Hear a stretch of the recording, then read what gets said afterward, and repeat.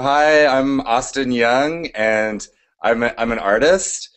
I am in the art collaborative Fallen Fruit, and I also do a project called Tranimal Workshop. Um, I'd I'd like to think of myself as a pop culture architect, and I've been working in social practice for about 9 years. How are you Yeah. defining social practice through those years? Well, social practice to the art world is like Facebook or Twitter is to contemporary society. People want to be in the middle of things. Uh, they don't want to be viewers, or they want to be participants. And so I think that's how people want to engage. So, could you give me some examples? I think it's uninteresting for people, and this is just my opinion, to look outside of themselves to find uh, what's interesting. They want to see themselves in the middle of that, and look where they fit in and belong. So social practice really functions as that in the contemporary art world. How does it function in your work? You'll probably hear similar things from my collaborators in Fallen Fruit, David Burns and Matthias Wiegner. Um, but what we've discovered through working in with Fallen Fruit, where we invite people to say do a public fruit jam at Machine Project or other museums or exhibition spaces, is that you know people come.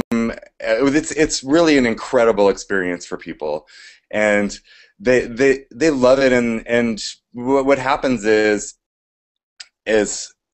I would say people, there's no hierarchy at these events, so everyone's equal and everybody's welcome.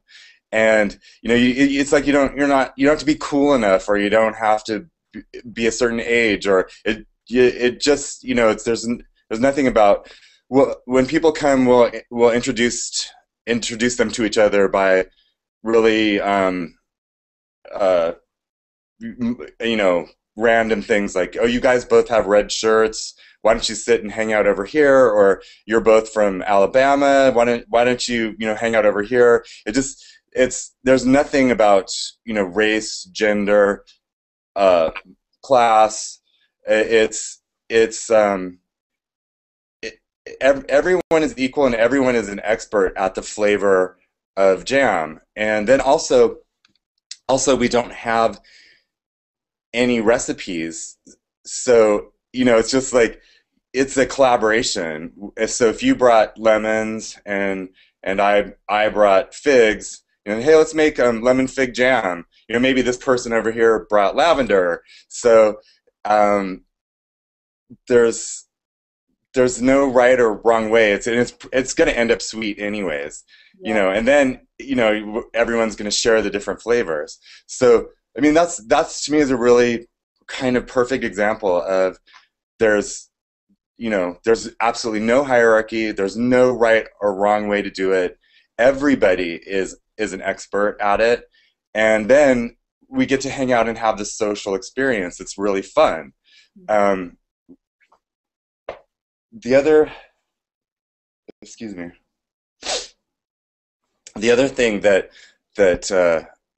I've it's the other thing I've we've discovered is that the project Fallen Fruit is really about sharing, which is a really exciting and radical thing to discover. For us, sharing has become this way of protest, bringing people together, destroying hierarchy, and then sharing. It's the simple formula which then at its foundation becomes really radical because people normally polarize. They like, or they might come together over a protest, or or or ways in which, or they gather over, oh, I don't know. Well, I'm losing my thought there, but they people will gather over ways which polarize each other, and uh, I'm just really now explaining why fallen fruit and what we've learned. I'm explaining what we've learned through fallen fruit. So that sharing being a sort of central characteristic of your work as social practice, how do you see this unfolding in the future? I don't think it's possible to determine where that's going.